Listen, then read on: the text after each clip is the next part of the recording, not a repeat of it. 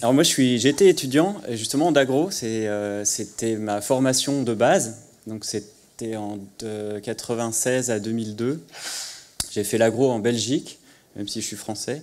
J'ai terminé agronome tropical.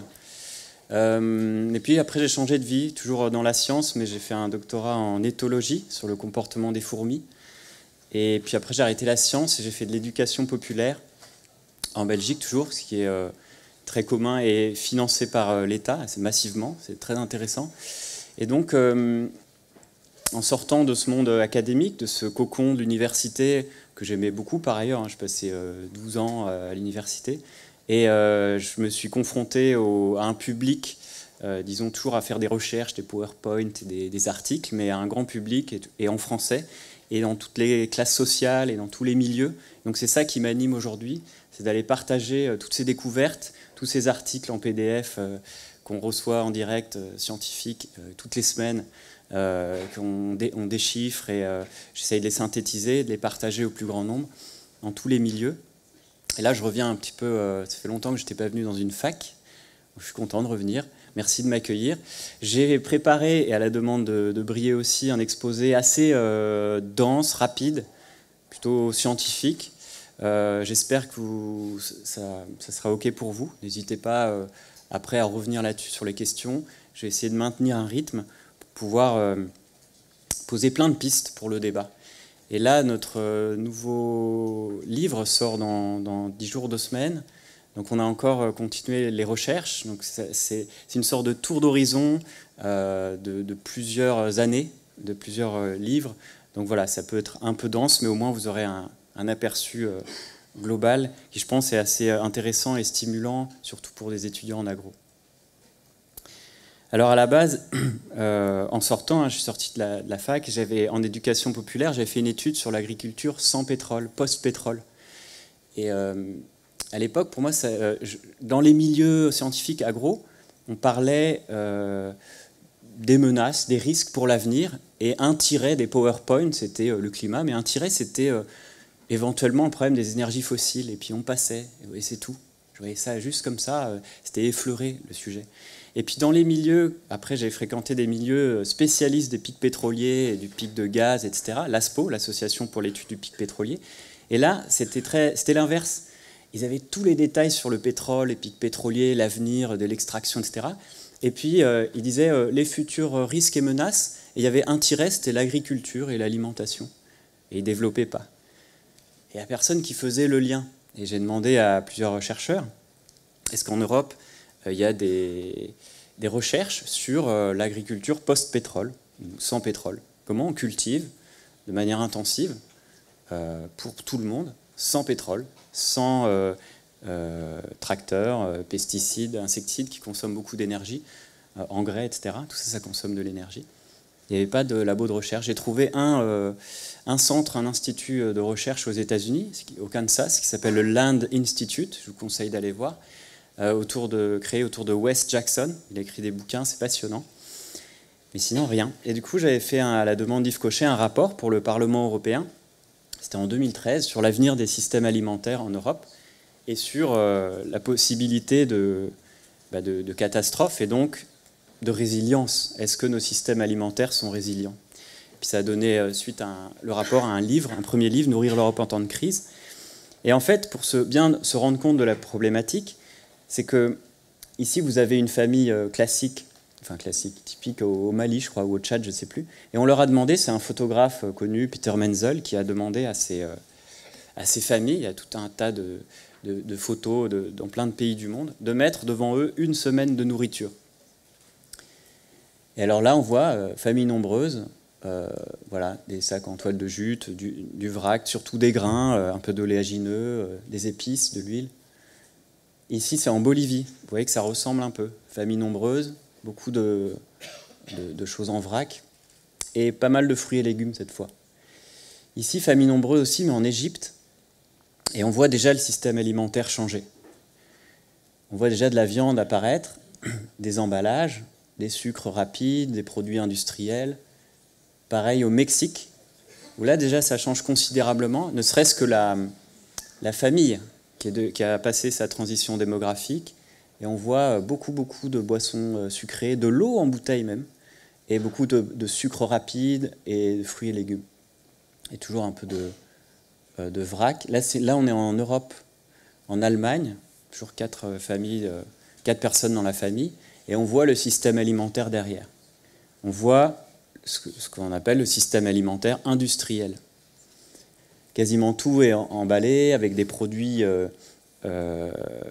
hyper transformés. Enfin voilà, beaucoup de viande et de laitage, beaucoup de protéines. Et là, c'est le sommet, je vais dire summum. Aux États-Unis, on a un système alimentaire vraiment. Enfin, c'est l'archétype du système industriel. Ici, il y a 2 tomates, on voit quand même. Là, un peu de raisin. Sinon, tout est fluo, en plastique. Et, voilà. Et en fait, ces produits, c'est la partie émergée de l'iceberg du système alimentaire. Alors, ce n'est pas juste l'agriculture. Bien sûr, il y a l'agriculture. Et l'agriculture dont on parle, c'est une agriculture basée sur l'homogénéité, l'ultra-mécanisation, la consommation massive d'énergie fossile, comme j'ai dit tout à l'heure. Pour faire de l'engrais azoté, il faut beaucoup de gaz naturel. Hein. C'est le procédé Haber-Bosch, ceux qui ont le prix Nobel au début du XXe siècle. Et une industrie d'extraction pour les engrais, comme les phosphates, etc. Et donc, homogénéité pour pouvoir faire passer des machines mécanisées, donc pétrole, et donc processus industriel linéaire. Et ça, c'était dans le champ. Puis on passe à la commercialisation, mondialisation. Là, on a une représentation des chaînes de flux tendus, de commerce, des chaînes d'approvisionnement très longues et très rapides, etc. Et finalement, on a quoi? Tout le système alimentaire industriel, c'est de l'agriculture. Donc, comme je disais, consommateur d'énergie fossile, plus, avec transport dans les centres de transformation, transport, centre de distribution, transport, centre de distribution, encore une fois, à chaque fois pétrole partout, et même nucléaire, chaîne du froid, etc. Transport à nouveau, retransformation à la maison, avec électricité, énergie fossile, et puis toujours à la fin de la chaîne, les déchets, transport de déchets, traitement des déchets, énergie fossile. Et en fait, il y a partout des énergies fossiles, et surtout du pétrole, du charbon, du gaz naturel. Et donc, il y a 4 ou 5 choses fondamentales, je n'ai pas le temps de développer, mais à dire sur les énergies fossiles et le pétrole. La première chose, c'est que c'est une énergie incroyablement dense, concentrée et riche. Donc un ordre de grandeur, dans un plein d'essence, on va dire 40-50 litres, en joules, vous brûlez cette essence, ça équivaut à 4 ans de travail humain. Une personne moyenne qui travaille un travail moyen, pendant 4 ans, il va produire autant de joules qu'un plein d'essence. Un baril de pétrole, c'est 12 années et demie de travail humain. Ça veut dire que on a tous, nous, Européens moyens, qui consommons beaucoup de pétrole indirectement pour nous nourrir, nous chauffer, nous déplacer, nous instruire, etc. On a besoin de beaucoup de pétrole. On a tous l'équivalent de 500 esclaves énergétiques. 500 personnes, imaginaire des esclaves énergétiques, c'est le pétrole qui fournit cette énergie, 500 esclaves chacun. 500. Ici, on n'est pas 300 dans la salle, on est 300 fois 500 personnes. Ça, c'est la première chose. C'est une énergie dense, incroyablement précieuse, et on la brûle très vite. Deuxième chose, c'est qu'on fait beaucoup de choses avec du pétrole. Toute la civilisation thermo-industrielle est basée là-dessus. On peut faire du plastique, des textiles, des médicaments, etc. Troisième chose, toute notre société en dépend. Et c'est très corrélé, les prix du pétrole sont très corrélés par exemple au prix alimentaire. Ici, vous avez 2001-2011, l'indice des prix du pétrole en rouge et les prix alimentaires en bleu. Et ce pic-là, c'est la crise des subprimes. Vous vous souvenez, à l'époque, il y a eu des émeutes de la faim dans 135 pays. En 35 pays, pardon. Donc ces petits pics-là, c'est vraiment des événements géopolitiques majeurs. Donc toute notre société, notre alimentation, nous mangeons du pétrole, en fait, c'est ça. Et l'autre chose à dire, quatrième chose, vous voyez ici, c'est la courbe de découverte du pétrole tout au long du siècle. 1930-2030, là il y a un siècle de découverte de gisements. Et puis en vert, c'est l'extraction, c'est la quantité de production. Au début, on découvre plein de choses, et puis peu à peu, on l'extrait, etc. Et entre le pic de découverte et le pic d'extraction, il y a toujours 40 ans. Voilà, c'est une sorte de principe géologique. Donc en fait, on est tout en haut du pic. En rouge, c'est la demande qui continue. Donc là, il y a un effet de cisaillement, un décrochage entre l'offre et la demande. Et en fait, on est en haut d'un pic de production et d'extraction. C'est-à-dire que la production va commencer à décliner. Alors vous allez me dire, ouais, on est en haut d'un pic. Ça veut dire qu'il y a encore la moitié de la courbe en cloche. Effectivement, il y a encore beaucoup de pétrole, de réserves prouvées. Même pas dans les futures découvertes. Dans les réserves prouvées, on a de quoi exploser le climat de 5 fois la limite des 2 degrés du GIEC. Vous savez, si on extrait tout et on brûle tout, c'est la hothouse Earth, comme disent, la planète étuve. C'est foutu au niveau climatique. Donc on a encore beaucoup de pétrole. La question du pic pétrolier, c'est qu'on n'arrivera pas à l'extraire. Pour des raisons thermodynamiques, parce que ça coûte de l'énergie d'aller extraire toujours plus loin, plus profond, avec plus d'ingénieurs, plus de techniques, etc. Et pour des raisons aussi... alors ça s'appelle EROI, Energy Return on Energy Invested, le retour sur investissement en fait, le taux de retour énergétique.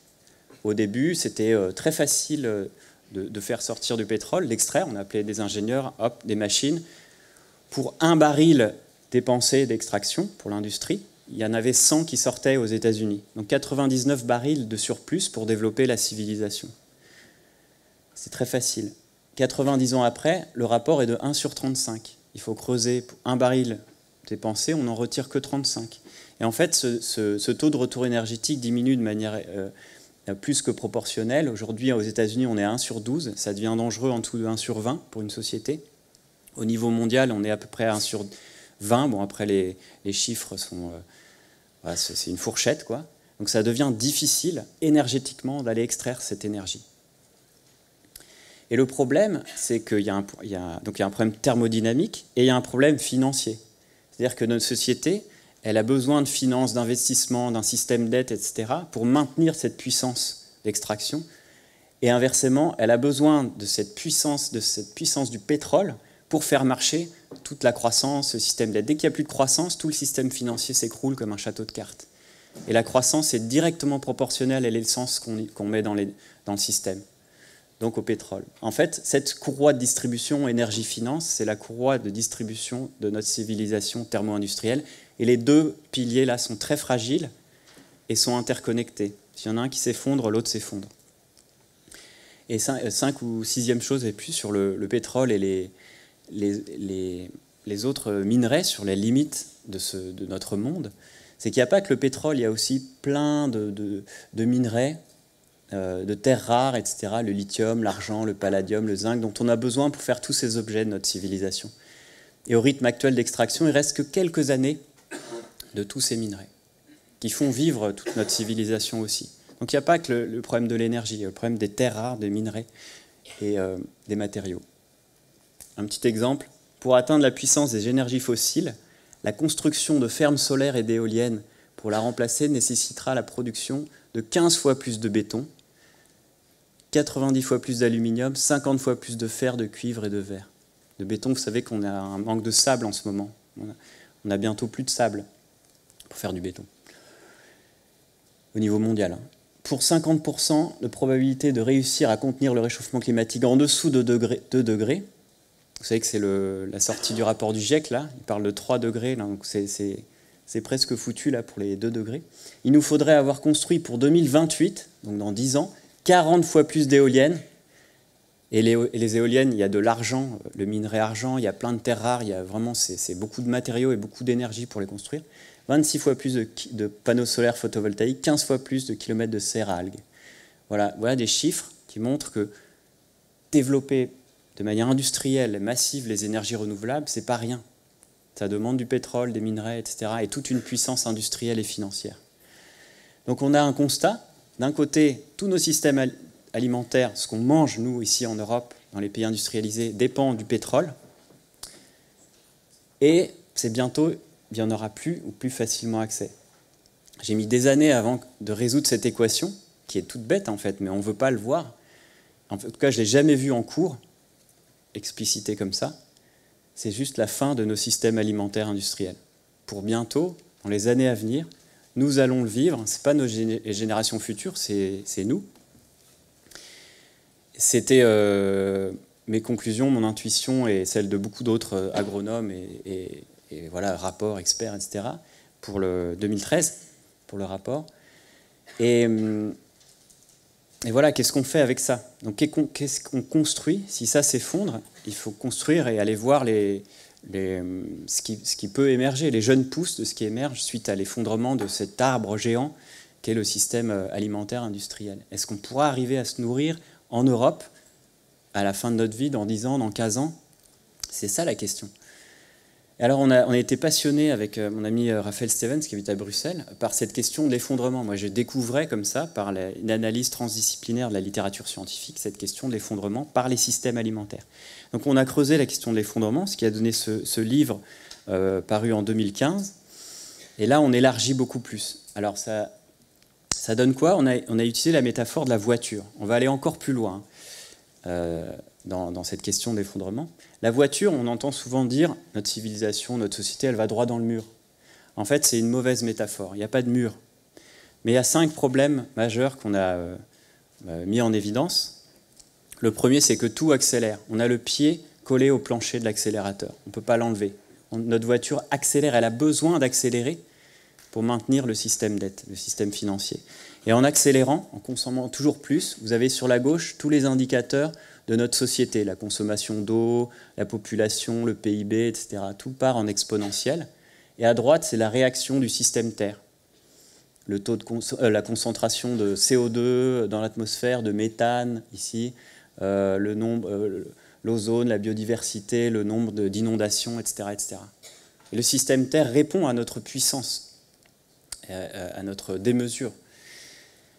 Donc, nous sommes entrés dans l'époque géologique de l'Anthropocène. Donc on est sorti de l'Holocène, vous vous souvenez en vos cours, 10-12 000 ans de stabilité climatique extraordinaire, où la température a varié sur moins de 1 degré, ce qui a permis l'émergence, entre autres, l'émergence de l'agriculture, de la sédentarité, des sociétés, des civilisations. Là, on est sorti de cette époque. On accélère. L'Anthropocène, c'est l'époque de l'être humain, où l'être humain est devenu, ou certains êtres humains, pas tous, sont devenus une force géologique majeure, capable de déstabiliser les grands cycles biogéochimiques de la planète.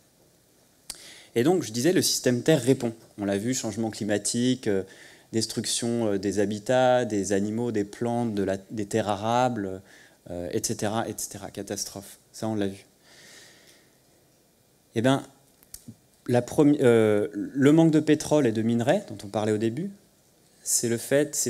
la voiture a 5 problèmes, je disais. C'est le premier problème, c'est que le réservoir est vide. En tout cas, on est sur la réserve et l'aiguille tremblote. C'est presque la fin. Premier problème. Deuxième problème, c'est celui-ci. C'est qu'il n'y a pas de mur, par contre, on est sorti de la route. On est sorti de la piste balisée de l'Holocène. On est dans un territoire imprévisible. C'est-à-dire que le climat répond de manière bizarre. En fait, on dévale la pente sur le bas-côté avec du brouillard et à fond les manettes avec des obstacles qui nous viennent et on n'arrive pas à les voir. Voilà la situation de la voiture. Petit quiz pour ceux qui n'ont pas vu la conférence ou pas vu les vidéos sur YouTube. Alors, à votre avis, que représente cette boule rose en volume? Ceux qui savent déjà, laissez les autres répondre. J'aime beaucoup cette dia. En fait, c'est tout l'air du monde, toute l'atmosphère du monde. C'est une fine couche, une fine pellicule autour de la planète. Et en volume, ça équivaut juste à ça. Et ici, ah non, c'est pas l'eau douce, c'est toute l'eau du monde, océan compris. Toute l'eau du monde, c'est fou. En fait, l'eau douce, ça serait, si vous imaginez ça, c'est une orange. Ça serait un petit pois. L'eau douce, c'est un grain de sucre. Toute l'eau du monde, océan compris, c'est ce volume-là. On arrive dans ce que Serge Latouche appelle l'âge des limites, l'Anthropocène. On a fait le tour et on est sur ce petit vaisseau spatial fragile Et l'enjeu de notre génération, c'est d'en prendre soin et d'éviter les dégâts. Alors c'est mal barré, d'accord, mais il y a encore moyen de faire plein de trucs. Toute l'eau du monde. Et en fait, le troisième, j'en suis où moi, ouais, accélération, réservoir vide, sortie de la route. Quatrième problème, le volant est bloqué. Il y a des verrouillages partout dans la société, systémiques, socio-techniques, ce qu'on a institutionnel, monétaire, individuel, connectif, etc., etc. Il y a beaucoup de verrouillages, c'est-à-dire que, pour résumer, nous, les ingénieurs qui sommes formés aujourd'hui, on passe notre temps à résoudre des problèmes que nos ancêtres, les générations précédentes, ont fabriqués. À un moment, il y a certaines personnes, ils ont choisi le moteur à explosion pour développer la civilisation. Et maintenant, on passe notre temps à résoudre ce problème. C'est ce que les sociologues appellent path dependence, dépendance au sentier. C'est-à-dire qu'on est pris dans un sillon et à chaque fois, il faut améliorer la situation, mais qui dépend des choix techniques d'avant. Ça, c'est un système socio-technique. Et le système socio-technique, il est géant, il est mondialisé, il est hyper... Et plus il est grand, plus il est verrouillé. Et on a vraiment du mal à sortir de ce sillon, à tourner le volant, à entamer une transition vers une autre société, une autre civilisation, etc. Et plus c'est grand, plus c'est verrouillé, plus il y a de verrous politiques, cognitifs, etc., plus c'est difficile. Ça, c'est un grand enjeu. Et je vous invite à aller voir, si vous voulez voir des publications scientifiques ou creuser le sujet pour un mémoire de fin d'études, c'est passionnant. Le terme, c'est lock-in, lock-in en anglais, les verrouillages socio-techniques. Je sais qu'Olivier de Scuter, l'ancien rapporteur des Nations Unies pour le droit à l'alimentation, qui est juriste, il travaille là-dessus, et c'est vraiment une des clés de la transition, d'arriver à déverrouiller les systèmes pour faire ce tournant, justement. Et le cinquième problème, c'est que l'habitacle de la voiture est hyper fragile. Alors pourquoi est hyper vulnérable? On dévale la pente, et en fait, notre voiture est très fragile. Pourquoi? Parce que tout est interconnecté. Ici, c'est juste un cliché qui a été fait à Davos, au Forum économique mondial. On demande à tout le monde, à chaque année, d'estimer, de quantifier les risques planétaires. Les risques. Et en fait, tous les risques sont liés entre eux. Ça vient de Davos. Mais c'est juste que notre monde est très complexe, trop complexe. Et dans cette augmentation de la complexité, la part d'imprévisible, d'irréversible, de complexité, on dirait même Edgar Morin, ça en devient problématique. Alors moi, j'ai été nourri à ça, parce que j'ai fait ma thèse au labo de Prigogine, l'ancien... Enfin, il est mort déjà, mais je dis ancien, celui qui est mort, de prix Nobel de chimie, qui a mis en évidence les lois du chaos, de l'irréversibilité, de l'auto-organisation, etc. Donc j'ai été baigné là-dedans. Mais je remarque de plus en plus que les biologistes ne sont pas trop formés à la complexité. C'est encore du mal dans le milieu de la science, et alors n'en parlons pas hors de la science. Et donc l'invitation, c'est d'aller comprendre ces dynamiques. On est dans des systèmes complexes adaptatifs, la société, les écosystèmes, etc., qui réagissent de manière bizarre, contre-intuitive. Par exemple, quand on a des systèmes, des réseaux comme ça, hétérogènes avec peu de liens, quand on leur met une contrainte, ça se dégrade peu à peu. Par contre, les réseaux hyper connectés, hyper homogènes, comme peut l'être notre société, notre finance, notre mondialisation, notre économie, eh bien, ça résiste bien. C'est assez résilient au début à la contrainte, mais en fait, ça cache une fragilité qu'on ne voit pas, et ces systèmes hyper connectés réagissent de manière beaucoup plus brutale. Donc au début, on a une capacité d'adaptation pour cela, et puis dans les régimes hyper connectés, on a une résistance au changement, et à un moment, on a ce qu'on appelle des transitions critiques, des catastrophic shifts, si vous voulez aller voir les publications. Et on est typiquement dans ce cas. On ne voit pas les effondrements. Les systèmes tiennent plus longtemps qu'on le croit et s'effondrent plus rapidement que prévu. Et du coup, on va vers des effets dominos.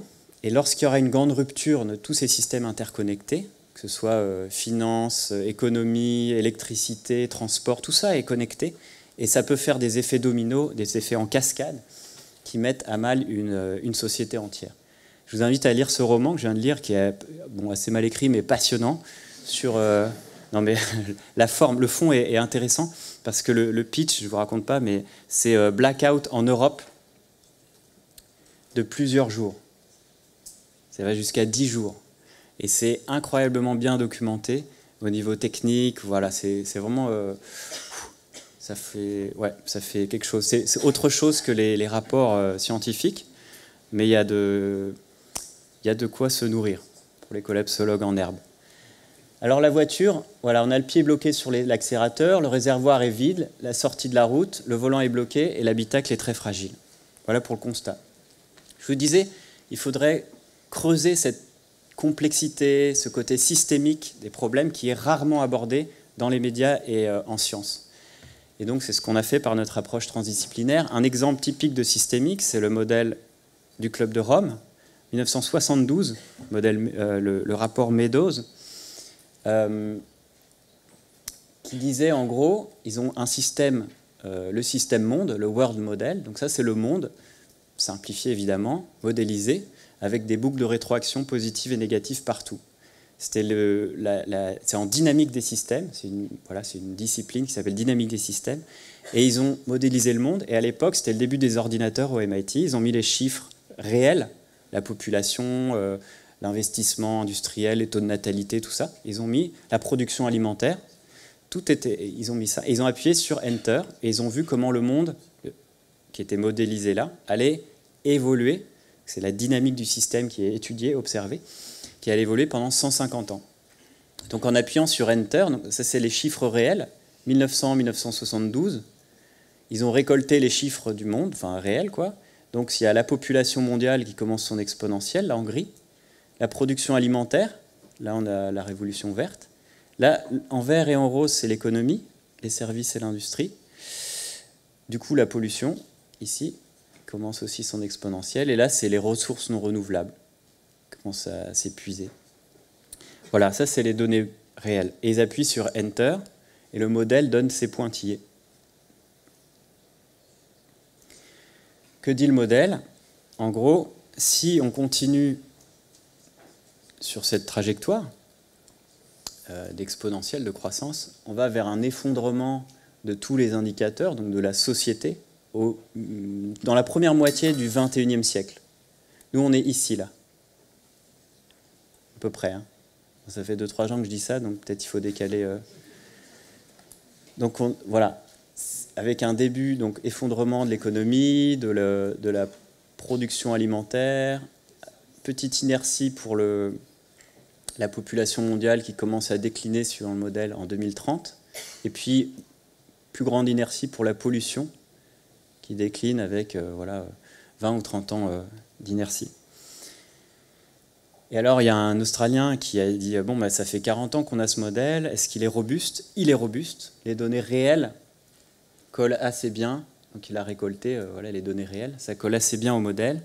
Et pour l'anecdote, mais je n'ai pas le temps de développer ici, les Meadows, ils ont fait plein de scénarios avec plein de solutions, les énergies, des technologies efficientes, contrôle de la natalité, doublement de la production alimentaire, et ils ont doublé les chiffres, ils ont appuyé sur Enter, et à chaque fois, il y a effondrement. Sauf dans un cas, quand ils ont mis toutes les solutions ensemble, et quand on commence dans les années 70-80. Si on commence trop tard, ça s'effondre. Mais si on met toutes les solutions ensemble, ils ont réussi à stabiliser les courbes, dans ce qu'on pourrait alors appeler, je ne sais pas moi, une économie durable. Durable, c'est quoi d'autre? C'est quoi la définition de durable, en fait? Qui ne s'effondre pas, c'est tout. Tous les scénarios s'effondrent, et le business as usual, là où on ne met aucune solution en place, c'est le plus réaliste, c'est celui qui colle le mieux aux données réelles. Ça, c'est une mise à jour de 2012. Voilà, donc ça, ce n'est pas une prédiction de l'avenir, on teste un modèle, une dynamique de modèle, parce que là, il y a un grand absent, hein, vous l'avez vu. Il y a plusieurs. En fait, il n'y a pas les événements imprévisibles, positifs ou négatifs. Il n'y a pas une transition majeure où tout le monde arrive à faire une belle transition, quoi, la Rob Hopkins. Il n'y a pas. Il n'y a pas un conflit géopolitique majeur, une guerre nucléaire, etc. Il n'y a pas. Et il n'y a pas le climat. Alors c'est quand même un facteur de déstabilisation majeur. Et donc dans les systèmes complexes, là c'est pour les étudiants, pour moi il faut vraiment arriver à capter alors vous creuserez toutes ces notions, mais il y a un truc important à comprendre, c'est quand on a affaire à des systèmes complexes adaptatifs, donc qui évoluent, on a affaire à des effets de seuil, de contagion et d'hystérésis. Seuil, ça veut dire qu'à un moment tout bascule, Contagion, c'est des effets en cascade qui sont difficilement prévisibles. Et hystérésis, c'est que le chemin d'aller est différent du chemin de retour. Par exemple, quand on brûle une forêt, il faut repasser par la germination, par plein d'autres choses pour retourner une forêt. Vous ne pouvez pas aller en arrière, l'incendie, il est irréversible. Et puis, il y a une discipline passionnante sur les signaux avant-coureurs. Alors, je développe un tout petit peu. Ici, quand vous avez une variable, par exemple le taux de CO2 dans l'atmosphère, vous faites bouger. Le système complexe, à un moment, il est stable, comme on l'a vu tout à l'heure, et à un moment, il s'effondre. Et il y a une zone, un seuil, voilà, en fait, c'est le bord de la route de la voiture, de la métaphore de la voiture. Si on sort du bord de la route, à un moment, tout bascule de manière rapide et incontrôlée, irréversible. Ça, c'est une belle manière de se représenter la résilience d'un système, la capacité d'un système de se remettre des chocs. Vous prenez un système, c'est la bille, vous lui donnez un choc, tac. Si la vallée dans laquelle elle est, c'est une représentation thermodynamique en fait, si la vallée est assez encaissée, le système est stable. En physique, on appelle ça l'équilibre stable. En haut d'une bosse, c'est l'équilibre instable. Tac, un petit coup et ça dévale. Ici, non, un petit coup et ça revient. C'est résilient. Seulement, quand l'environnement se dégrade, à un moment, la vallée est plus si stable que ça, plus si encaissée, et on lui donne un petit coup et hop, la bille part dans un autre état stationnaire, qui est très désagréable pour l'être humain, disons, ou pour les écosystèmes, ou peu importe. Et en fait, il y a une sorte la bille est attirée vers cet état. On ne peut plus la freiner. Et c'est surtout ces seuils-là qu'il ne faut pas dépasser. Et actuellement, on est à la limite, la bille, elle est en train de passer ce seuil, même au niveau global. Vous avez peut-être vu... Ah oui, j'ai pas dit ça. Ce qui est passionnant, c'est que là, les scientifiques sont en train d'étudier et d'écouter le bruit des systèmes qui vont s'effondrer. Et il y a plein de variables, alors on peut passer sur les termes, qui montrent le bruit d'un système stable. Et à un moment, quand il va basculer au seuil, il émet des bruits, des signaux avant-coureurs, early warning signals, qui disent que le système va s'effondrer. Et actuellement, les scientifiques, dans beaucoup de domaines, sont en train d'étudier ça, c'est passionnant, et on commence à les détecter au niveau global, ces signes. Par exemple, la fonte des calottes glaciaires, la circulation thermohaline, la circulation océanique, le Gulf Stream et tout. Il y a des signaux bizarres qui ont été détectés il y a des centaines de milliers d'années, avant un effondrement, et là, ça commence. Et pareil, au niveau de la biosphère, c'est la grande étude de 2012, vous vous souvenez de Barnowski, celui qui a interviewé, le premier qui a interviewé dans le film Demain, qui dit que c'est peut-être la fin de l'espèce humaine. C'est lui, c'est une des stars de la collapso. Et en fait, ils sont une vingtaine à avoir fait cette étude. Et ils montrent qu'il y a une dégradation, là c'est le petit camembert foncé, de la biosphère. On dégrade. Et à un moment, il y a un seuil, je crois que c'était 53%, ou je ne sais plus. Tac, ça bascule, et ça ne va pas se dégrader de manière linéaire, ça va basculer vers une dégradation totale. La bille, elle plonge dans une autre vallée, et la biosphère sera inhabitable pour la majorité des espèces sur Terre. Il y a un déclic, un effet déclic qui est pour bientôt. C'est pour ça que ça avait fait du bruit et les journalistes titraient « C'est la fin du monde pour bientôt ». Et en fait, là, eux, ils viennent de... C'était 2012, cet été, le 6 août, ils ont publié une étude qui a fait du bruit, peut-être vous avez entendu parler, sur la planète Étuve, Hothouse Earth. Et en fait, c'est ça, c'est tout nouveau, tout frais. Ouais, ça a foutu un coup moral quand même. Et donc, ouais, c'est encore possible. Et c'est... la Terre, vous voyez, la même représentation thermodynamique, en fait, pendant des centaines de milliers d'années, elle oscillait entre une période glaciaire et interglaciaire. Elle était dans une sorte d'équilibre très stable. L'Holocène, c'est 10 000 ans ici, où il n'y a eu pas beaucoup de changements. La bille, elle est pas repartie, elle était là. Et en fait, là, on a dégradé notre environnement au point que la Terre, elle va plus repartir par là, mais elle va partir par un autre couloir qui mène assez rapidement à une planète Étuve invivable. C'est invivable. Pourquoi ? Parce qu'en fait, ils ont mis en évidence une quinzaine de grandes boucles de rétroaction positive, genre le permafrost, si le permafrost fond, ça libère du méthane et ça s'emballe, et tout s'emballe, des boucles qui emballent, des effets boules de neige. Et il y en a 15 majeurs dans le monde, il y en a qui se déclenchent facilement, il y en a qui se déclenchent plus difficilement, et il y en a qui se déclenchent à plus 5 ou très difficilement, plus 5 de moyenne globale, température. Le problème, et c'est ça le cœur de l'étude, c'est que les 2 ou 3 qui se déclenchent facilement, ils font déclencher les moyens, qui font déclencher les graves. Et c'est pour ça que la pente est très glissante. c'est que si on déclenche les premiers qui se déclenchent à +1, +3 degrés de moyenne, et là le GIEC, optimiste qu'il est, il dit +3 actuellement, ça déclenche les autres, les +4, +5, et ça déclenche, voilà. Et donc les scientifiques disent, si on est comme sur une cascade, là, il va y avoir, on est là, le courant, on est sur une pirogue, le courant s'accélère, on est là, là, il faut ramer en arrière, on ne peut plus, c'est trop rapide. Et il y en a qui voient le vide à 100 de mètres. Vite, il faut nager, faut pagayer en marche arrière. C'est pas possible. Le courant est trop rapide aujourd'hui, on a dépassé des seuils. Vite, il faut aller sur le bord du rivage, c'est trop rapide, le courant est trop rapide. Et eux, dans cette étude, ils disent, il y a un tout petit rocher là à gauche, on peut encore s'accrocher. C'est ici. Ils calculent que si on est tous coordonnés, on s'y met à fond, on passe une transition, mais en peu d'années, un truc de fou, genre une économie en temps de guerre, on y va tous à fond. On peut encore s'accrocher au petit rocher, mais il faut être coordonné et y aller à fond. Et encore, c'est pas sûr qu'on y arrive. Et encore, si on s'accroche, on stabilise à +2 degrés, ce qui est absolument catastrophique. Je vous rappelle, ça fait 800 000 ans qu'on n'a pas vécu ça, l'être humain n'a jamais vécu ça. Donc on sera sur le rocher et on peut se prendre encore une vague imprévue, ou alors si on continue à chahuter dans la pirogue, on se décroche du rocher. On en est là. Ça, c'est juste la question climatique. Il y a encore toutes les autres questions du pétrole, de la pollution et tout ça. Voilà, ça c'est fait. Du coup, c'est la première fois que je le dis en conférence. Là, La croissance physique de nos sociétés va s'arrêter. C'était en 2015, on était sûr de ça. Dans ce livre-là, nous avons altéré l'ensemble du système Terre de manière irréversible. Nous allons vers un avenir instable, non linéaire.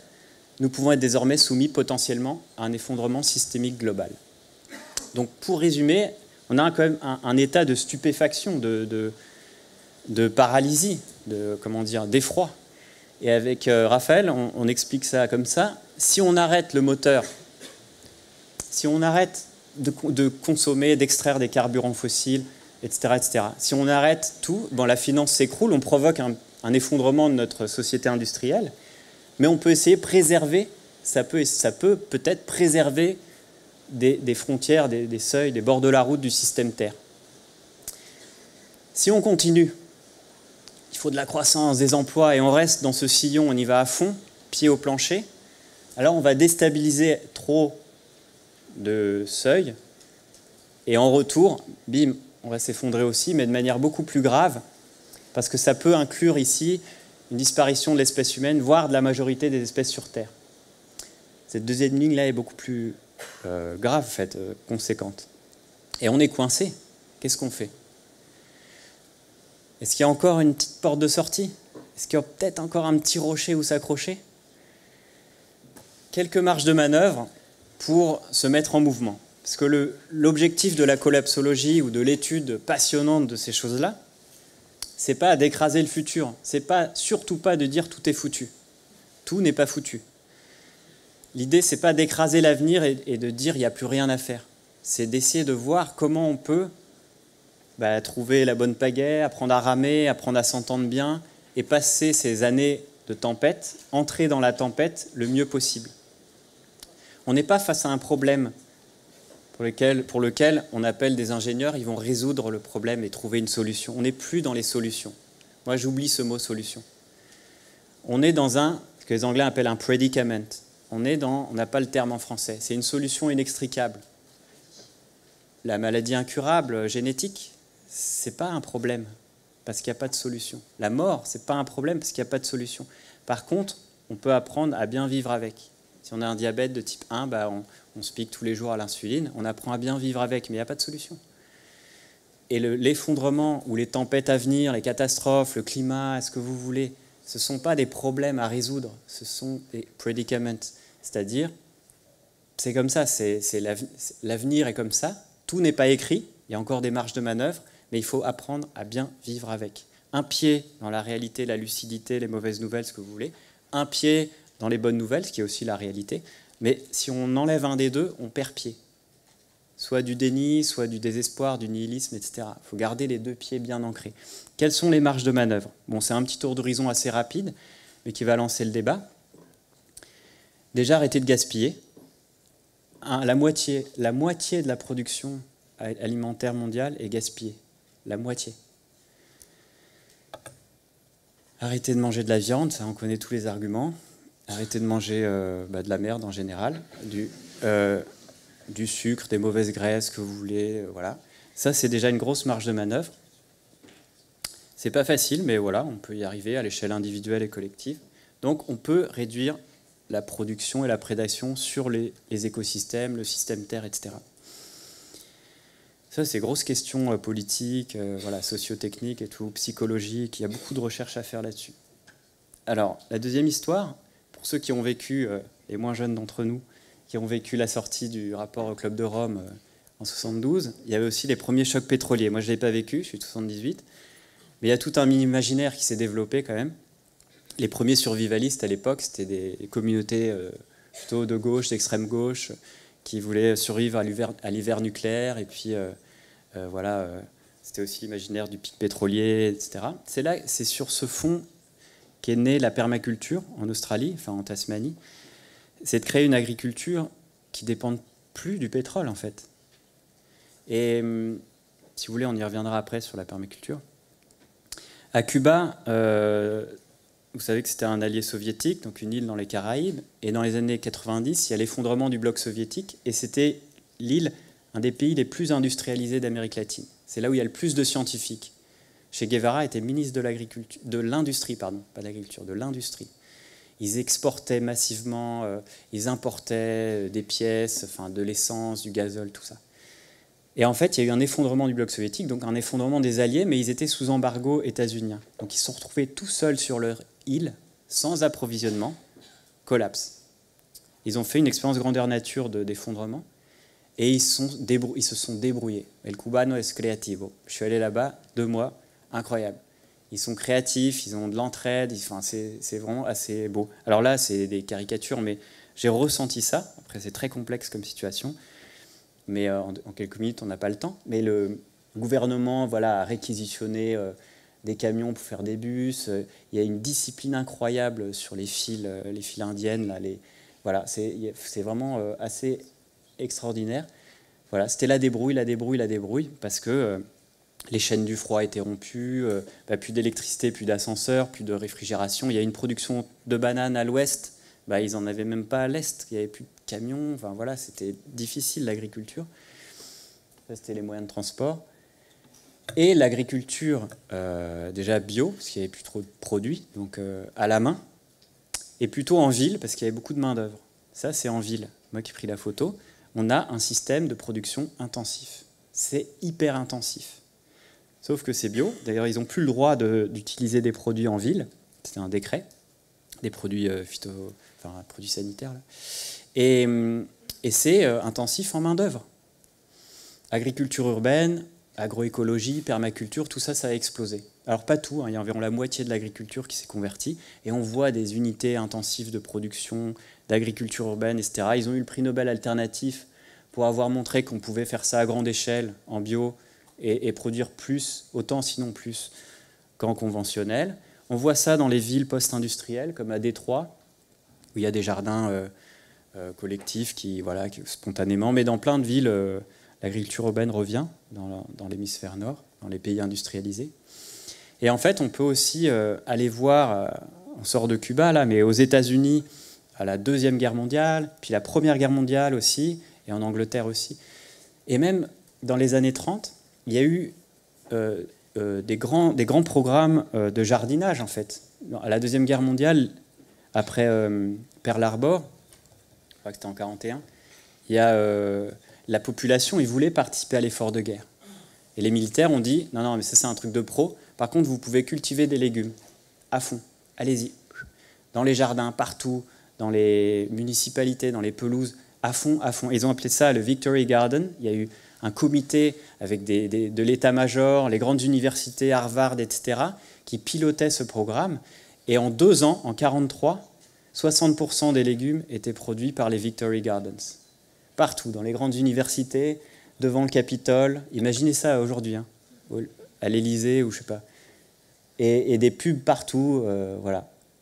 Là, on voit que Obama n'a rien inventé. Et partout. On peut faire les choses à grande échelle. qu'on peut s'organiser, on a les capacités, ça s'est vu dans l'histoire. On peut aller vite et loin et ensemble. Après, c'était un autre climat, il y avait un effort de guerre, etc. Il y a des conditions à réunir. Alors, ce n'est pas un plaidoyer pour la guerre, mais c'est remarquer qu'on a les capacités de le faire. Deuxièmement, l'autre histoire, troisièmement, la question de l'effondrement, c'est la question souvent qui revient, est-ce qu'on va tous s'entretuer? Alors, je ne sais pas. En tout cas, on peut répondre oui et non. Et en fait, on a répondu à cette question avec Gauthier Chapelle, un ami qui est aussi biologiste, agronome et docteur en petites bêtes, qui a amené le biomimétisme en Europe, donc s'inspirer des principes du vivant pour créer des systèmes durables, enfin résilients. Ça, c'est le biomimétisme. Et on a fait le tour d'horizon de tous les êtres vivants, comment les êtres vivants, champignons, bactéries, plantes, animaux, humains, s'associent. Et il y a toute une biodiversité de l'entraide, une symbiodiversité. L'entraide est partout, depuis la nuit des temps, chez toutes les espèces, tous les individus, depuis leur naissance. C'est vraiment pas juste un fait divers, c'est massif, c'est un principe du vivant. L'entraide est partout. Et chez nous, les humains, c'est vraiment très bien développé. On est câblés, on a des hormones, on a un système cognitif qui est très, très, très prosocial. Ce qu'on a découvert aussi, et les évolutionnistes ont fait beaucoup de découvertes ces dernières années, l'entraide est un facteur de l'évolution. C'est une phrase de Kropotkin, un grand géographe et anarchiste du fin du 19e et début du 20e. En 1902, il a écrit ce livre, L'entraide, un facteur de l'évolution, que je vous recommande vivement. C'est génial. Et il fait un tour d'horizon justement de ces découvertes. Ceux qui survivent, ce n'est pas les plus forts, c'est ceux qui s'entraident le plus. C'est les groupes les plus coopératifs qui survivent à l'évolution. Et c'est un des principes d'innovation dans le vivant. Ces manchots-là, ils sont ensemble en groupe, vous savez, ils subissent des vents en moins 200 degrés en ressenti, et ben ils se blottissent, et ceux qui sont au bord ont froid, plus froid que les autres, et à un moment ils tournent, ils se remplacent, à tour de rôle. Si les manchots, là, ils se la jouaient individualistes, chacun pour soi, ben, ils seraient tous morts, il n'y aurait pas de manchots. Donc dans le monde vivant, il y a un principe très contre-intuitif mais majeur, c'est l'entraide apparaît dans les milieux hostiles. Quand il y a des pénuries et milieux hostiles, l'entraide peut émerger. Alors vous allez me dire, mais non, quand il y a un milieu hostile et quand il n'y a plus rien dans les magasins, on s'entretue. Ah ouais. Alors les deux sont vrais. Comment on réconcilie ça? C'est parce que nous sommes dans une société d'abondance. Et quand il y a de l'abondance, vous vous souvenez, 500 esclaves énergétiques chacun, bah c'est la classe, on est riche. On peut se permettre le luxe de dire à son voisin, bah, j'ai pas besoin de toi, moi j'ai des esclaves énergétiques. Et l'individualisme, il y a un luxe, peut émerger, parce qu'on est tous riches. Et on a créé une culture de l'égoïsme, de l'individualisme, etc.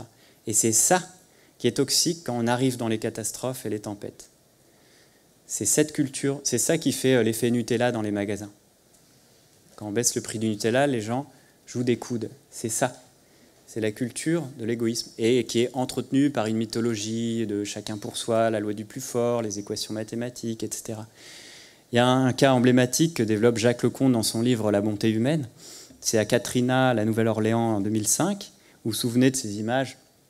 Il y a plein de meurtriers, de pilleurs, de violeurs, etc., des Noirs évidemment. Et donc on envoie la garde nationale hyper stressée, qui a la gâchette facile, et les journalistes sont à l'affût de pilleurs, de meurtres, etc. Et en fait, ce qu'ont montré les études, les journalistes, etc., c'est qu'il n'y a jamais de panique en temps de catastrophe. Plus on est à l'épicentre d'un phénomène de catastrophe, plus c'est calme. Plus les gens s'auto-organisent et développent des comportements altruistes extraordinaires, d'entraide. Ouragans, attaques terroristes, tsunamis, etc. Tout. Les sociologues parlent même plus de panique.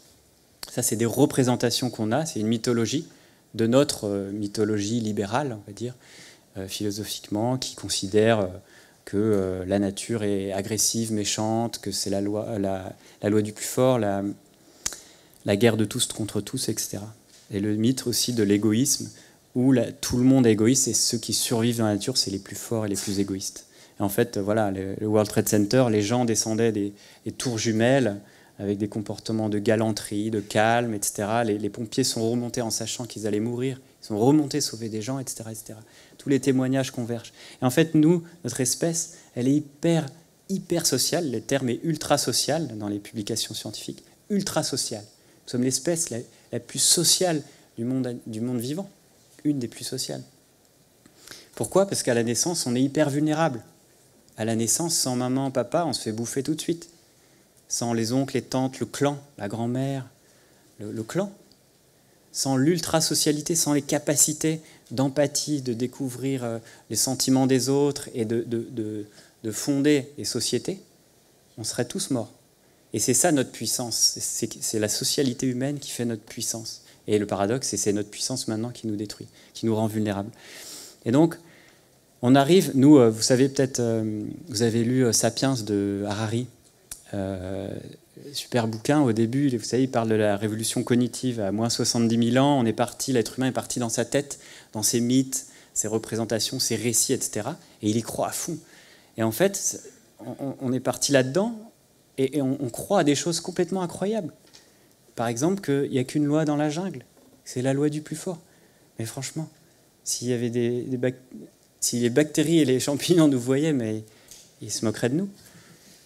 C'est fou. Et ils diraient, ouais, ils sont encore jeunes, ils vont comprendre. Et donc la proposition qu'on fait, c'est d'apprendre à voir avec d'autres lunettes que la compétition. On est devenu hyper compétent en compétition, redevenons compétents en coopération.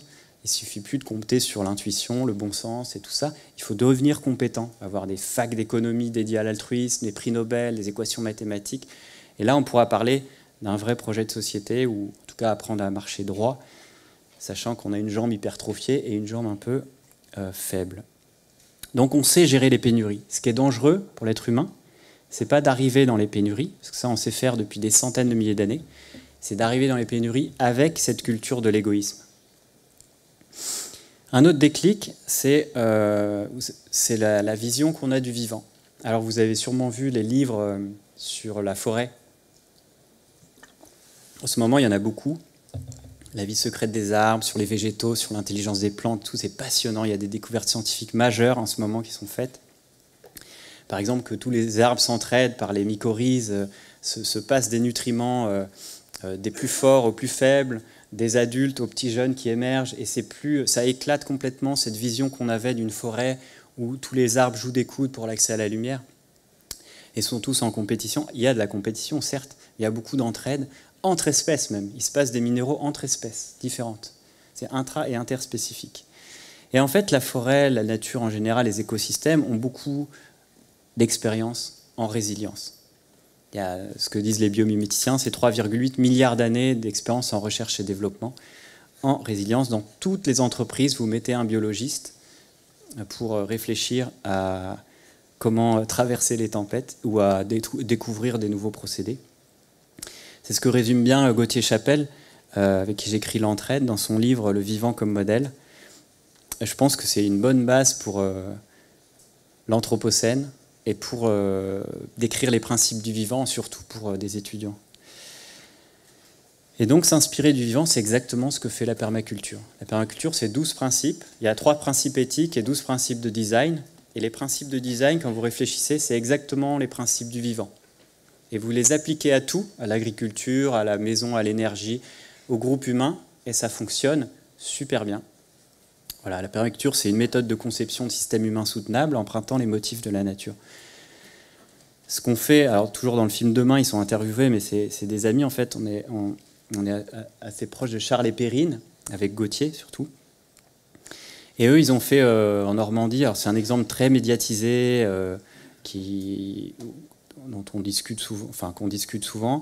Mais ce qui est formidable, c'est qu'ils sont installés très naïvement sur des terres très peu fertiles en Normandie, et ils ont foiré en fait leur installation.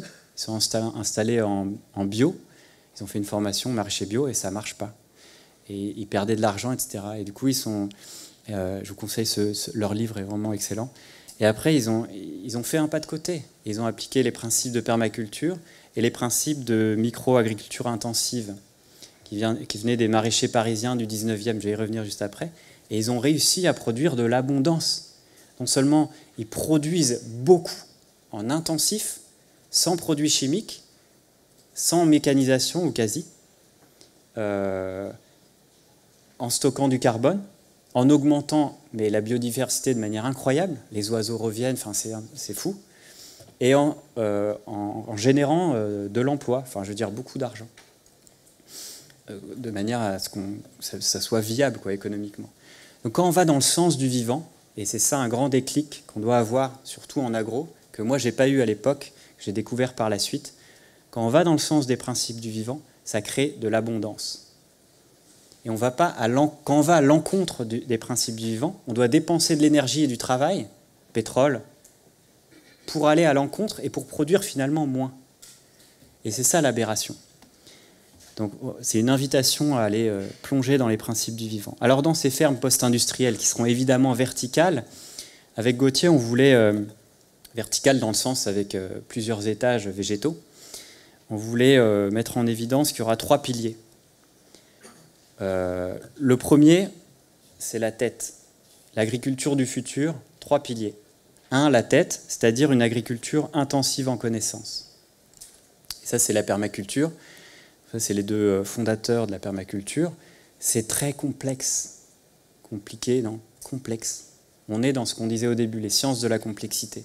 Ici, vous avez une manière de fabriquer un œuf industriel. Voilà, il faut tout ça. Des minerais, des bateaux, des machins, des tracteurs. Tout. Ici, vous avez une manière de fabriquer un œuf permaculturel. C'est hyper complexe. Bon, il y a un petit peu de zinc là pour les gouttières, mais il faut connaître, c'est une invitation à connaître toutes les interactions entre les êtres vivants, ou un maximum, et de déployer, de nourrir, de développer les interactions mutuellement bénéfiques pour que le système tourne tout seul un maximum et crée l'abondance. C'est juste ça, l'art de la permaculture, et c'est un travail au début très intense et très, intensif en connaissances. C'est le chef d'orchestre, c'est d'arriver à connaître tout et à maximiser, à stimuler ce qui crée de l'abondance dans la nature. Au Bec et Loin, ils font des buttes de 85 cm avec un semoir Coleman. Elliot Coleman, c'est un des meilleurs maraîchers du monde, là aux États-Unis, dans le Maine, la côte Est. Il a inventé ça, 6 rangs. Il repasse ici, il y a 6 rangs. Il plante entre les rangs et au milieu, il y a des choux. Il y a 25 rangs sur 85 cm. Ceux qui ont fait un peu de maraîchage, c'est fou. Et ils ont plusieurs récoltes par an. Et cette hyper-intensification, ça fait quoi? Ça fait que les machines ne sont plus les bienvenues, parce que les machines, elles piétinent tout, elles sont maladroites. Donc c'est intensif en main-d'œuvre, c'est du détail, c'est vraiment de l'orfèvrerie. Et le principe de base de la micro-agriculture hyper-intensive, donc sans produits chimiques, je rappelle, c'est si vous voulez produire plus, choisissez une plus petite surface. Ça va à l'encontre de ce qu'on apprend en agro. Si vous voulez produire plus, vous diminuez la taille de votre champ. Et vous le cultivez bien, au maximum. Elliot Coleman, ça c'est un bouquin qui a été traduit, qui est passionnant, traduit en français, il y en a d'autres. Le jardinier maraîcher, Jean-Martin Fortier, c'est un Québécois qui a eu pas mal de succès aussi. Et en fait, ça vient... Elliot Coleman, c'est un Américain, avec John Jevons, un aussi des meilleurs maraîchers, qui ont retrouvé des archives des maraîchers parisiens du 19e, qui, dans la ceinture verte de Paris, avaient un grave problème. Paris était noyé sous le crottin. Ils ne savaient pas quoi faire. C'était le problème numéro 1 du préfet de police à Paris. Et en fait, ils envoyaient ça aux maraîchers, qui les portaient là sur des... c'était dur physiquement, mais ça nourrissait un système agricole ultra intensif, parmi les plus intensifs de l'histoire de l'agriculture. Ils avaient 7 à 8 récoltes par an sur la même parcelle, par an. Mais ils travaillaient beaucoup. C'est pour ça que le deuxième pilier de l'agriculture du futur, ça sera les mains, la tête, et maintenant les mains, une nouvelle génération de paysans qui va bosser. Les maraîchers parisiens du 19e, ils bossaient. Quand on n'a plus de pétrole, il faut bosser. Souvenez-vous, un baril, 12 années et demie de travail, il va falloir bosser et être intelligent. Les deux en même temps. Là, c'est, vous voyez, c'était du travail jusqu'à tard le soir, jusqu'à minuit, 1h du matin, couvrir tout, éviter les gelées, etc. C'est beaucoup, beaucoup de travail. Alors maintenant, on a d'autres techniques. On peut utiliser ce que la science a découvert depuis un siècle, on peut améliorer ces techniques. Et donc à l'INRA avait mesuré au Bec et Loing qu'on pouvait faire un équivalent temps plein sur 1000 mètres carrés seulement. Donc 10 équivalents temps plein par hectare. C'est de l'agriculture intensive en main-d'œuvre et en connaissances. Mais c'est toujours intensif. Et donc j'avais calculé par rapport à Cuba en extrapolant qu'il faudrait d'ici 10 à 15 ans 120 millions de nimaculteurs. Alors nimaculteurs, c'est non issus du monde agricole. C'est les formulaires qu'on coche quand on s'installe en agriculture, NIMA. Donc de néo-ruraux, 120 millions en Europe. En Europe, 500 millions d'habitants. Donc 2 fois la France. Ça veut dire que les néo-ruraux, les futurs agriculteurs, sont déjà nés, mais ils ne savent pas qu'ils le seront. En gros, c'est ça. Et le troisième pilier, c'est l'arbre. L'arbre sera le pilier de l'agriculture du futur. On sort d'une agriculture de steppe, qui a été importée du croissant fertile, où l'arbre est vu comme un obstacle. On passe de l'énergie à abattre les forêts, et après on met des pauvres céréales. Une agriculture de steppe, c'est ridicule les céréales. Ça ne produit même pas toute l'année, et puis ça produit que sur une fine strate de végétation. Pour la captation de photosynthèse d'énergie solaire, c'est ridicule. La forêt, elle capte sur toutes les strates, et tout le temps. Enfin, en tout cas, quand il y a des feuilles vertes. En milieu tropical, c'est toute l'année. Ici, c'est tout le temps, sauf l'hiver. Donc, on a une agriculture beaucoup plus performante, en plus, qui est au niveau climatique, qui est top. Au niveau du sol, c'est top. Enfin, je veux dire, l'arbre a que des avantages. Les débuts, les travaux de recherche sur l'agroforesterie montrent déjà que c'est pas mal. Alors là, on est encore en semi-industriel, voilà, c'est des essais en champ, mais il y a beaucoup, beaucoup d'avantages à l'agroforesterie. Et si on pousse plus loin le curseur, on va vers ce que les permaculteurs appellent des forêts jardinées, forest gardens, ou voilà le champ de l'agriculture du futur. Donc on cultive des espèces, on imite l'écosystème forestier. Souvenez-vous, je vous ai dit, quand on va dans le sens de la nature, ça crée de l'abondance. Dans les steppes, en Iran, en Irak, quand vous laissez un champ libre, ça fait des steppes. Ici, en Europe, vous laissez une friche, bah, au bout de quelques années, vous avez une forêt. La nature, elle va naturellement vers la forêt. Donc allons vers la forêt, naturellement, sans dépenser d'énergie. Et on met les espèces qui nous arrangent le mieux. Alors peut-être qu'il y aura un peu de céréales à droite à gauche, on verra. C'est à nous de créer ça. En tout cas, c'est une des propositions.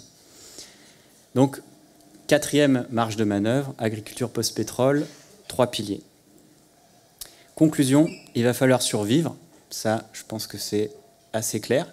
À Cuba, ils ont eu faim. Ils se sont débrouillés, ils se sont organisés. C'était difficile. Ils sont passés sous le niveau calorique là, de recommandation de l'OMS.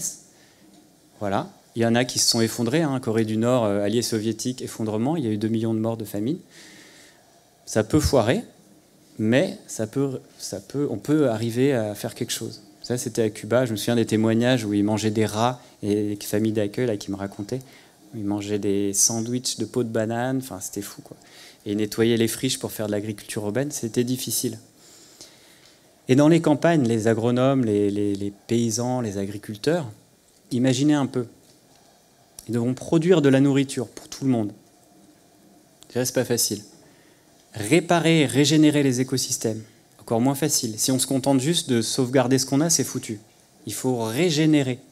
On a trop détruit. Il faut en plus produire de l'énergie. Si on n'a pas le gaz naturel de Norvège, de Russie, etc., il faudra produire de l'énergie. Et faire tout ça sans pétrole et avec un climat instable, imprévisible. Et des événements violents. Et l'agriculture est basée sur la prévisibilité, justement. Donc ça va être coton, ça va être difficile. Et la transition, ce que j'ai appris à Cuba, en tout cas, mon déclic, c'était que là-bas, ils ont eu faim, donc ils se sont bougés. Et il y a une puissance qui est venue du peuple, par le bas, puissance de la nécessité, qu'on n'a pas ici encore. Mais ça a rencontré aussi une puissance du haut d'organisation. Alors là, c'était un État autoritaire. Et encore, je ne fais pas un plaidoyer ni pour la guerre, ni pour les régimes autoritaires. Je constate seulement qu'à un moment, il y a eu certaines personnes assez intelligentes qui ont poussé dans ce sens. Et quand il y a les deux qui se rencontrent, ça va très vite. En 4, 5, 6 ans, à Cuba, il y a eu une transition majeure, qui sont des cas d'études maintenant en verrouillage sociotechnique, parce qu'ils ont su déverrouiller des choses. Là, en Europe, on n'a ni l'un ni l'autre, ici. On n'a pas faim et on a des verrous incroyablement puissants au niveau, et ce n'est pas Nicolas Hulot qui contredira, au niveau national, au niveau européen, à tous les niveaux. Et ce qu'on a voulu faire dans ce nouveau livre, c'est d'aller encore plus loin en collapsologie et de dépasser le cadre de la science. Et là, ce sera une conclusion assez ouverte pour la discussion. Comment on fait pour vivre avec ça, pour ne pas s'effondrer, peut-être pour traverser la dépression, parce que la dépression, elle peut arriver et c'est OK. La colère, la tristesse, l'angoisse, c'est OK, tout ça c'est normal, ça fait de nous des êtres vivants. Peut-être des stades de deuil, on va traverser des montagnes russes d'émotions. L'idée c'est d'accueillir, la proposition c'est d'accueillir ces émotions parce que c'est normal et pas de les vivre tout seul, de les accueillir ensemble et d'accueillir aussi toutes les réactions, ceux qui se passionnent pour la question, ceux qui se disent « à quoi bon, tout est foutu, allons finir notre vie au bistrot ». Il y en a plein des comme ça. Mais c'est des stades en fait. Moi j'ai eu ma phase d'aquaboniste et j'en reviens des fois, j'en ai marre. À quoi bon tout ça? C'est OK. Mais il faut accepter qu'il y ait toute cette diversité, cette biodiversité. Les savapétistes, ceux qui se disent « ouais, bien fait, que tout s'effondre, c'était vraiment trop injuste, enfin, c'est vraiment tout pourri », vivement que ça s'effondre. Très basé sur la colère, mais et justifié aussi. Et ça existe, il y en a beaucoup. Et puis ceux qui disent on est tous dans le même bateau et ceux qui se disent tout seul on ira plus vite, chacun sa merde. Il y a de tout. Et je pense qu'on a ces deux réactions, on les a tous en nous. On a tous un survivaliste et un transitionneur en nous. Et l'accepter et voir que ça évolue au fil de la vie et chez les gens, c'est déjà une grande étape. Et après, imaginer la suite. Est-ce qu'on se base sur des films hollywoodiens pour imaginer l'après? Est-ce qu'on voit l'avenir comme Mad Max, comme on va coloniser Mars, comme un jeu vidéo, bref, ou comme une transition de potager urbain? Est-ce qu'on voit l'avenir comme ça? Comme ça? Ça, c'est le mythe du progrès, le mythe de l'apocalypse qui fonctionne inconsciemment. Est-ce qu'on voit plutôt, allez, on va trouver des super solutions techniques et ça va aller, on va pouvoir stabiliser le monde?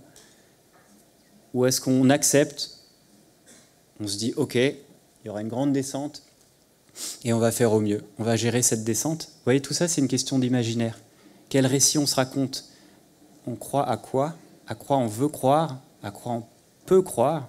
Qui croit avec moi? Qui a envie d'aller vers ça? Etc., etc. Et donc, la question de l'imaginaire est aussi primordiale. Et quand je dis qu'il va falloir revivre, c'est passer de la survie à la vie. La survie, c'est quelques mois. C'est peut-être bien pour une famille, un individu, mais ça ne fait pas un projet de vie et ça ne fait pas de nous des humains. Et vivre, c'est plutôt quel est le projet collectif derrière, même s'il y a des tempêtes, même si la pirogue elle est mal barrée, il y a un petit rocher, quelle histoire on se raconte, comment on se met ensemble. Tout ça, c'est le défi de notre génération. Et vous et nous allons être confrontés à ça. Et pour illustrer, je termine là-dessus, la puissance de l'imaginaire, je l'ai pris à Rob Hopkins, l'initiateur des villes en transition. Voilà, il raconte l'ascension de l'homme moderne, 1850. Il est dans l'esprit des Lumières, il a trouvé la machine à vapeur, le charbon, les énergies fossiles, la puissance de son génie, de sa rationalité. Vous voyez, séparation tête, corps, raison, intuition, corps, nature, culture. Il est vraiment là-dedans, dans cette mythologie. Et la puissance de son esprit et des Lumières va lui faire grimper des sommets grâce aux machines, à la puissance technique, la civilisation. Et là, on est ici, on voit tout de haut, on voit la nature de haut, on domine. Et là, il y a des affreux écolos qui nous disent « Non, non, non, non, tu vas redescendre, mon petit gars. Non, non, moi, j'ai pas envie de redescendre. » C'est très désagréable pour cette mythologie, pour ces croyances, de dire à cet alpiniste qu'il va redescendre. C'est très désagréable. Par contre, on peut se raconter une autre histoire. L'homme moderne, c'est celui qui a plongé dans la vasque gluante et puante des énergies fossiles en 1850. Et là, on est tout au fond. Et alors, on n'arrive même plus à bouger, on est englué. On ne se voit plus, on ne se prend plus dans les bras, on ne se regarde plus. Et si l'histoire de la transition, c'était l'histoire d'une sortie à l'air libre, retrouver le soleil, retrouver le contact des autres, c'est ça la transition, ou pas?